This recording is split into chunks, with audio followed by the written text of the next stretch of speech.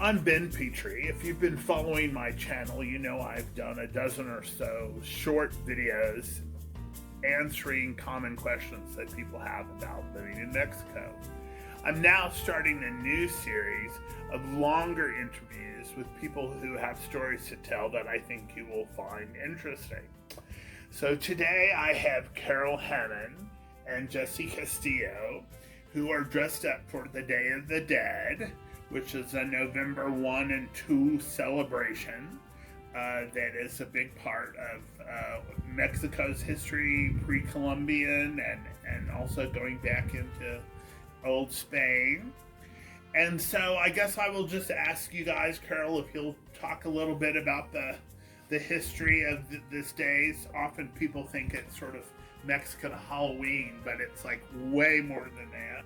Basically, the tradition of Day of the Dead is an ever-evolving one. Its origins are for pre-Hispanic Mexico. The Toltecs, the Aztecs, and the Nahuatl people all honored their dead by bringing food and wine to the gravesite to celebrate their lives. And later, when the Spanish came, the Spanish brought their traditions, and traditionally in Spain in medieval times, they would honor their dead with celebrations, food and beverages and dancing. So they actually take a very different perspective in death. They look at it as just part of life, as a natural evolution of life, is death. And then the Catholics, when the Catholics arrived with the Spaniards, they also have 2 days. They celebrate November 1st is the All Saints Day, and November 2nd is All Souls Day. And so they took the traditions of the indigenous people and moved them to be celebrated on November 1st and 2nd. Now, in terms of what people do here, the families are generally the ones that are most involved in Day of the Dead. If you've lost a loved one, it's very important that they celebrate their life. And so on Day of the Dead, they celebrate by building an altar. It's called an ofrenda. And the altar is decorated with flowers and incense and pictures of the loved ones that departed. Also, they typically decorate it with all their favorite foods, whether it's tamales or tacos or enchiladas, and all their little treats and their favorite beverages, whether it be cerveza or beer. So all those items appear on the altar. They also go to the cemetery on the 2nd to clean the grave sites, place flowers. They usually use marigolds and what are those red flowers called? The red coxcomb? Yes. Anyway, Ben just asked me earlier why they use marigolds traditionally, and that is because the smell of the marigold is so intense. The idea is to encourage the spirit of the deceased to attract them with the flowers. And I think going to the gravesite on Day of the Dead is very, very special. A great time to take photographs for anyone interested, because the whole family usually attends. They bring food, they bring beverages, they bring all the flowers, and they decorate with cut paper and yes, and pictures. because of COVID, they had closed the cemetery twice during this event. But we went one year, and it's like having a fiesta, and the departed is part of the fiesta. You're remembering them, the food's there, and you just never know. It depends on the economic level of the people and how they miss that particular individual, is how much they put out. But it's a continuous parade of people. And here they have, in San Miguel, they have a cemetery for the locals and natives, but there's also a cemetery for all the expats. And that's on the left-hand side. And it's kept up, cleaned, and it's not as busy as the rest of the cemeteries here in San Miguel. I don't know how many cemeteries there or something. Oh, there's The large four, one four, downtown at least four of is them. busy, busy, busy. Mhm. And it's quite a sight. Well, I will say, having grown up in South Louisiana, that November 1st was All Saints Day, and that was really a religious event. Mhm. And then All Souls Day, we cleaned and whitewashed and did other things to the graves. And for various reasons, I was always the youngest and strongest person available for this. And so I was really worked like a farm animal. and cleaning the graves and working them and pulling weeds and doing all kinds of things. So when I came to San Miguel, I really related to the Day of the Dead as something more like Mardi Gras and a lot of fun and people dressed up and sort of all of that. Well, it's because it's a celebration of life. Yes. And then I had a doorman in my building to whom I was close, and he had surgery and died during the surgery, and I was very sad that he was gone, and it was really a great loss. But when the Day of the Dead came by and his altar was there, which included his shoes and tequila and all kinds of other things, I just absolutely wept. And I realized how incredibly, what a great release it is to celebrate these people's lives. And depending on what tradition you come from, you can do it for as many as 3 years and so forth. And it's really an extraordinary event. And you'll see if you travel about Mexico that religious statues, for example, of Christ, typically have a great deal more blood than the ones that you will see even in Europe, much less in the U.S. Except for Spain. Spain has that same tradition of Christ on the cross is far more bloody and realistic. Yes. Yeah. And so what do you guys like to do for these 2 days? Wow. Actually, I always like to go downtown and look at the ofrendas. There's so many. The altars are like works of art. Yeah, they're very beautiful. A lot of detail, a lot of thought has gone into it. And if you could have a camera that actually captures in the night the beauty of all the candles and so forth, it's just magic. And where are they typically? Oh, all up and down the streets of Central, you can see them. So people will put them in front of their They homes put them, or maybe stores? open up their garage door and place Okay. one there or in their window or next to their front door.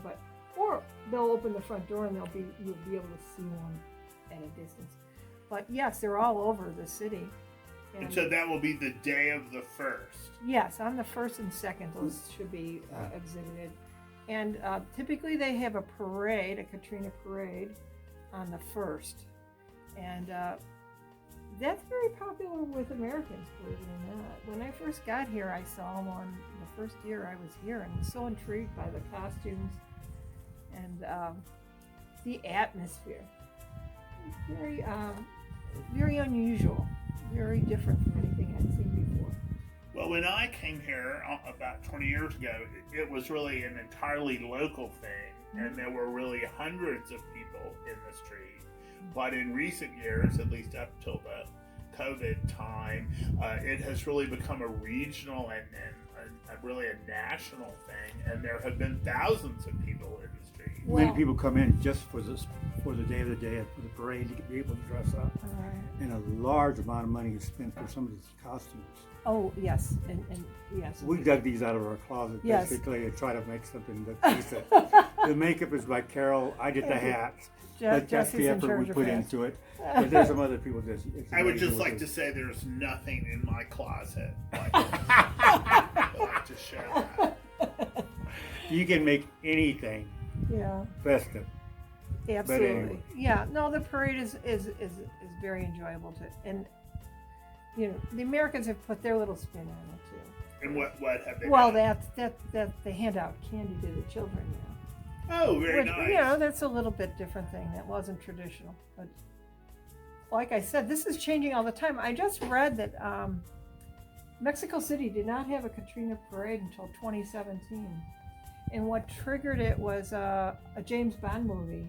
Daniel Craig has one of his films, the opening scene is in Mexico City for Day of the Dead. And after they did that filming, they decided to have a parade in Mexico City for that. Oh, this is very interesting. Oh yeah, yes. Houston will have its first Day of the Dead parade this year. It's growing all the time. There's Yes. probably about 6 or 7 cities in Mexico that have big parades. One is Oaxaca. Oaxaca has a big one. Yes. I'm trying to think. San Luis Potosí. It's quite big in the Yucatan. Yes, in Merida is another one. And in Merida, they add a little twist to it. They take the bodies out of the graves and sit them up. Oh. Which you would think. Don't get any ideas. If you were gonna, you would think if you were gonna take that up, you would do it in a much drier climate for sort of obvious reasons. So on the night of the 1st, there is a parade. There's a parade. The parade begins in front of the Rosewood Hotel. Yes, at I believe at 6 o'clock. I'm not certain. I'm not certain of the time frame, but you can look it up. It starts at Rosewood, and people meander down and take the streets up into Central, and typically walk around the center of town.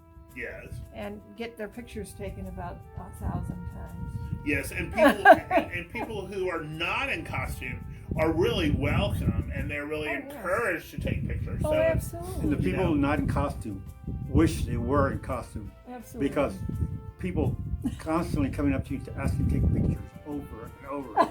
And you're ready to get to go. But you say, okay, fine, this is why you dress up. This is why you make yourself extra pretty and whatever. And but it's a lot of fun. It is a lot of fun. And I love seeing everyone's costumes. There's some very creative people here. And does it have a personal, spiritual significance for you? Sure, absolutely. I mean, it's a day to honor my loved ones. Yeah. Absolutely. I hadn't thought about it that way. I like dressing up, having fun. I like Mardi Gras for that reason. I dressed up quite often, did quite well in costume contests. But I liked it. I take care of my ancestors, the people I loved, in a whole different way. But to me, it's all secular. It's nothing to do with religion. It's just fun. So I come from a different place. Yeah, well, you can't be a Hispanic Catholic by any means. But moving right along. Okay. So you envision that this will continue to grow and flourish and add more and more to it. The last couple of years, I've met people from all over the world who come just for the Day of the Dead. Really? Oh yeah. Do you remember that lovely group of people we met a couple of years ago? They had their own website, and they came down just for that whole group. They were staying at Rosewood, and they came just for that event. Oh, when Esmeralda Peña Garcia came, she came just for the weekend to dress her up, and Carol did her makeup. I got her hat, and we fixed her up, and they had a blast. Yeah, she is a retired judge in Houston, and when this discussion of we should have a parade this year got started, she sent pictures of her time here in costume, and they put her on the board for that reason. So she owes Carol a great hat. And Jesse for the great hat. And Jesse for the wonderful hat, yes. Yes. But anyway, we work hard on the hats. I love that expression. Mm-hmm. So what is is there a single most interesting costume that you've seen? I've seen some really, people dress up as a horse. Did you ever see that person? No. Well, I'm trying to take him through.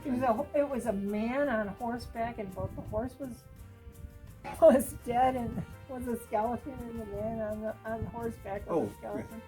Yeah. It was. I don't know how I did it. I think it was 2 people, but it was incredible. I've seen some really unusual things. Some people spend all year getting ready. Getting all the parts put it together. Have custom dresses made, and hats, and the majority of them are Katrinas or Katrines? Correct. Right. And what exactly are those? What is a Katrina?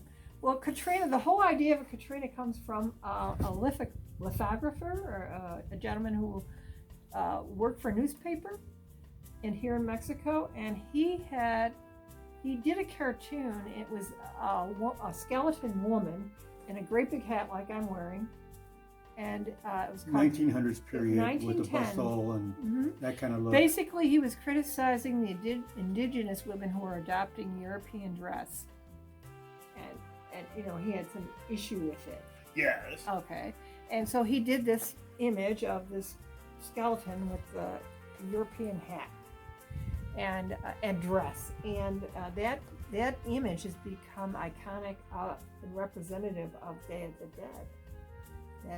And his name was Jose Guadalupe Posada. Yeah, and that's where that image came from. That's very interesting. One of the things about Mexico, if you look at most of the places in the world, people are really trying to hold on to their traditions. But Mexico really makes them. So this is a tradition barely more than 100 years old. Exactly, that's what I say. It's an evolving tradition. And it's evolving. And there are other things like the Alibres, the little creatures that come from Oaxaca. They are typically, they started out as sort of fantasy dragons and things, but now they cover the whole range. But that goes back to one man in the early 50s who had a very high fever, and he was not expected to live, and he survived. And when he recovered from his fever, he said, "Hey guys, we should start making these little creatures." Now it's a large industry, and they're being shown in galleries in Paris and London and Hong Kong and so forth. So that's really, Mexico's a really very fertile area for these kinds of fantasy things. Yeah. So if you weren't a Katrina, what would you want to be? Good question. I don't know. There's a lot of ways to express yourself as a Katrina. You don't have to be anything else. You just follow that guideline and go from there. Yeah. And so the thing that makes you a Katrina or a Katrina is that you look dead. Right. Yeah. And everything else is fair game. Right. Yes. Yeah. No. So the whole image of the skull harkens back to the Aztecs. They that's how they honor their dead with skull imagery. So it's it all is all interconnected, but it's sort of growing all the time. Do you know if all those Indians who were in the Zocalo in Mexico City do something special for Day of the Dead?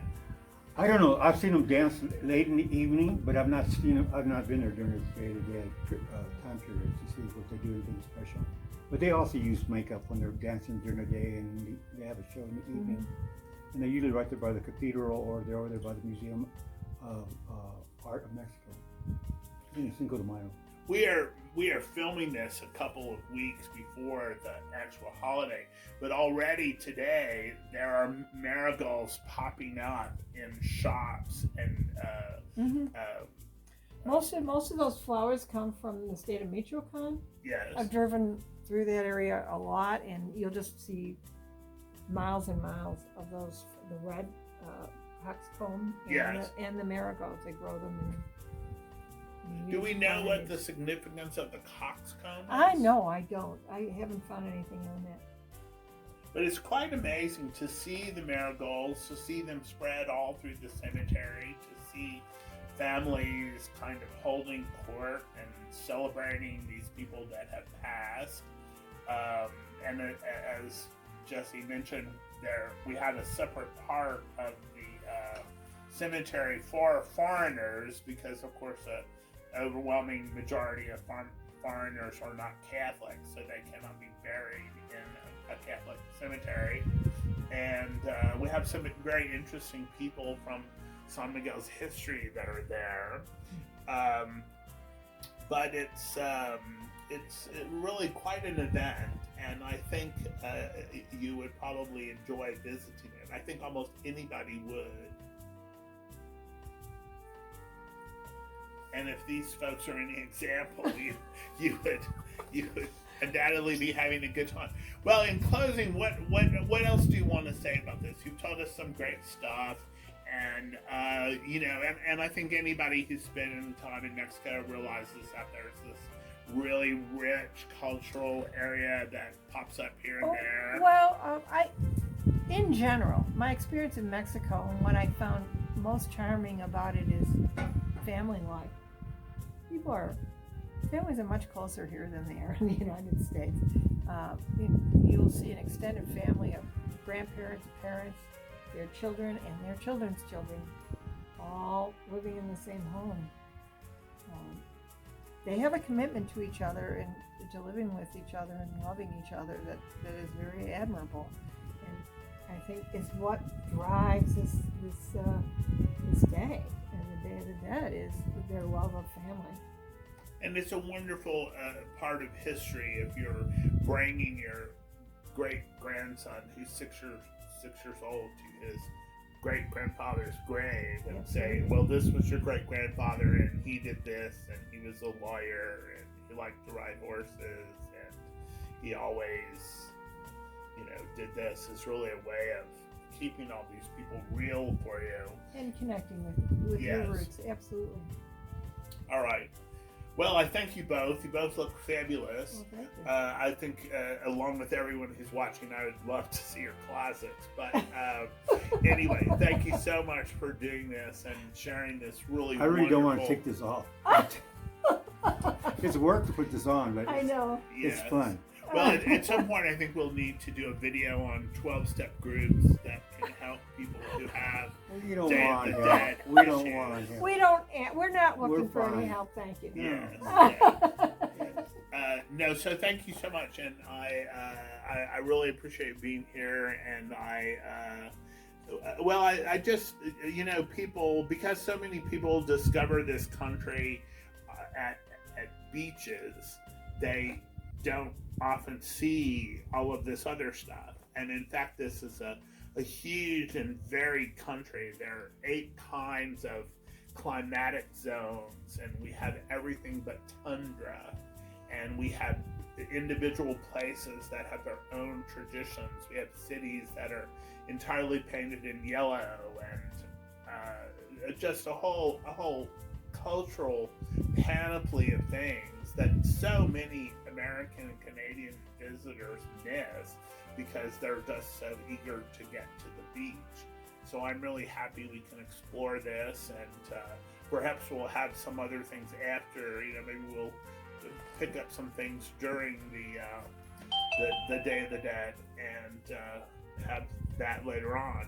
So thank you both so much. You're welcome. You're welcome. Been fun.